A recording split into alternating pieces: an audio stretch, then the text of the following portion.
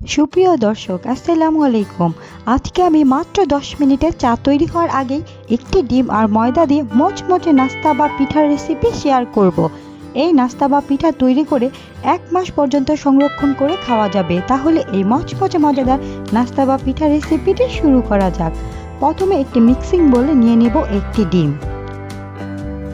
সাথে দিয়ে দিব 1/3 কাপ চিনি, 1 টেবিল চামচ পরিমাণ রান্নার সয়াবিন তেল, হাফ চা চামচ লবণ, হাফ চা চামচ বেকিং পাউডার, হাফ কাপ পানি।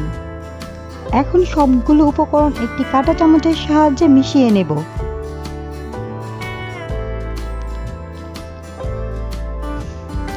মেশানো হয়ে গেলে এর মধ্যে দিয়ে দেব 2 কাপ ময়দা।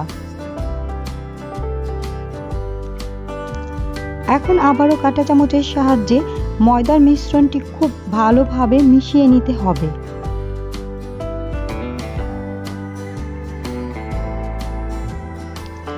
এখন চামচের মধ্যে লেগে থাকা ময়দাগুলো একটু সারিয়ে নিয়ে হাত দিয়ে মথে খুব ভালোভাবে একটি ডো তৈরি করে নিতে হবে।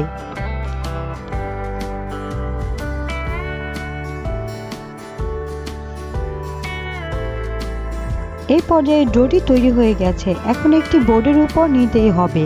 বোর্ডের উপর নিয়ে উপরে কিছুটা ময়দা ছিটিয়ে একটি বেলুন দিয়ে 1/2 ইঞ্চি মোটা সাইজের একটি রুটি তৈরি করে নেব। এখন সাইড দিয়ে এইভাবে একটি পিৎজা কাটার দিয়ে কেটে নেব।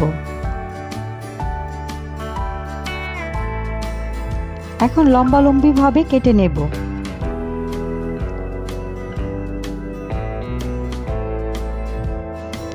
আপনাদের দেখে একটু বুঝে নিতে হবে আমি কিভাবে এই পিঠা বা নাস্তার সাইজগুলো করে নিচ্ছি।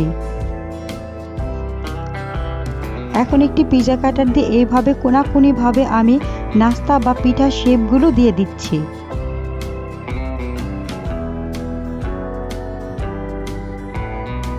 বাস এভাবেই তৈরি হয়ে গেছে আমার নাস্তা বা পিঠাগুলো। একে একে আমি এইভাবে সবগুলো পিঠা তৈরি করে নেব। সবগুলো পিঠা তৈরি হওয়ার পর এখন আমি ভাজতে চলে যাব। চুলায় প্যানে আগে থেকেই আমি তেল গরম করে রেখেছি।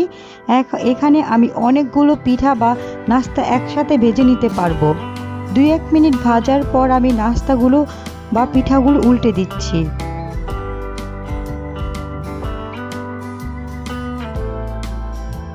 এই পিঠাগুলো ভাজতে বেশি সময় লাগবে না। 2 থেকে 4 মিনিট সময় আপনারা এই পিঠাগুলো গোল্ডেন ব্রাউন কালার করে ভেজে নিতে পারবেন। এই পর্যায়ে আমার পিঠাগুলো ভাজা শেষ। এখন তেল ঝরিয়ে উঠিয়ে নিচ্ছি। আশা করব আমার আজকের রেসিপি আপনাদের কাছে খুবই সহজ লেগেছে আর ভালো লেগেছে। রেসিপি ভালো লেগে থাকলে প্লিজ আমার চ্যানেলটি সাবস্ক্রাইব করে রাখবেন। আজকে এই পর্যন্তই। সবাই ভালো থাকবেন। আল্লাহ হাফেজ।